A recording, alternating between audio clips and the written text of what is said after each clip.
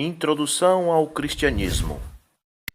Vou falar apenas nesse assunto do Papa Bento XVI, mas tem enciclopédia britânica, tem a catequese do Papa João Paulo II, catequese renovada, tudo fala no mesmo assunto. Mas não precisaria dos papas falarem, não. A questão da doutrina trinitária, qualquer um sabe que ela é antibíblica, é patética, inescriturística e até bizarra.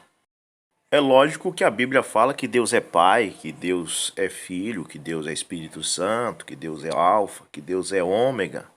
E mesmo que Mateus 28:19 tenha sido acréscimo da Igreja Católica, o restante do Novo Testamento sempre vai falar em Pai, em Filho. Agora, não fala em Deus Filho, tá?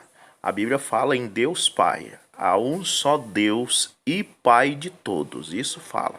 Mas não existe negócio de Deus Filho, porque um filho não pode ser um Deus. Deus é eterno, nunca foi criado.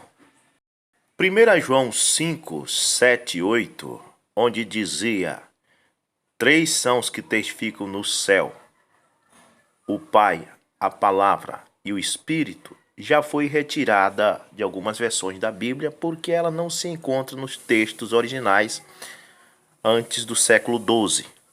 Então a Bíblia Católica de Jerusalém e a Nova Versão Internacional já tem os textos assim: há três que dão testemunho, o Espírito, a água e o sangue, e os três são unânimes.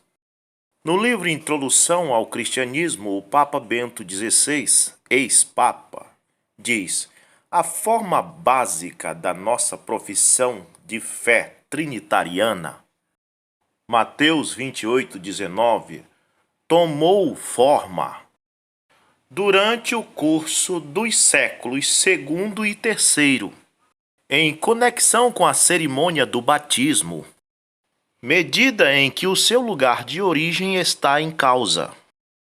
O texto, abre parêntese, Mateus 28:19, fecha parêntese, veio da cidade de Roma. Abaixo do texto de Mateus 28:19, na Bíblia Católica de Jerusalém, os tradutores colocaram esta nota. Abre citação. É possível que em sua forma precisa, esta fórmula reflita influências do uso litúrgico posteriormente fixado na comunidade primitiva. Sabe-se que o livro dos Atos fala em batizar no nome de Jesus. E então cita aí o versículo, Atos 2:38 e etc. Mais tarde, final do segundo século e terceiro século, isso foi já com Constantino, Concílio de Nicéia. Na verdade, em 380, no Concílio de Constantinopla, que a coisa se concretizou. Então, continuando. Mais tarde deve ter se estabelecido a associação do batismo às três pessoas da Trindade. Bom, o Papa Bento XVI diz em seu livro que o texto de Mateus 28:19 não é do tempo da comunidade primitiva, mas de tempos posteriores e que teve sua origem na cidade de Roma. O fato é que Lucas 24:47, que é um texto que faz referência a Mateus 28:19, diz: e que em seu nome seria pregado o arrependimento para perdão de pecados a todas as nações, começando por Jerusalém. Observe que Mateus 28:19 diz: ide, fazer discípulos todas as nações. Lucas 24:47, para perdão de pecados a todas as nações. Observe que é o mesmo texto, só que em evangelho diferente. E diz que em seu nome pregasse o arrependimento de pecado. A verdade é que, se Mateus 28:19 foi verdadeiramente escrito pelo apóstolo Mateus, a verdade é que Mateus estava no dia de Pentecoste quando viu Pedro batizar em nome de Jesus e não houve nenhum problema entre eles. Eu estou mais para crer que o Papa Bento XVI está certo. E também a Bíblia de Jerusalém em seu rodapé. Mas vamos aguardar, assim como tirar o São João 5, 7 e 8, porque estava incorreto, Futuramente, se estiver errado, Mateus 28:19 será corrigido e será colocado como Lucas 24:47. O certo é que mesmo que não houvesse Mateus 28:19, o restante do Novo Testamento fala que Deus é Pai, que Deus é Filho e que Deus é Espírito Santo. Só não fala que isso são três pessoas distintas ou cita a palavra Santíssima Trindade. Até porque no tempo dos apóstolos não existia o conceito de pessoa. Âmbito jurídico. Preste atenção. A formulação do conceito de pessoa no quarto e quinto século e sua atual aplicação na bioética e no biodireito. Está vendo? Só no quarto e quinto século que as pessoas começaram a ter conceito de pessoas.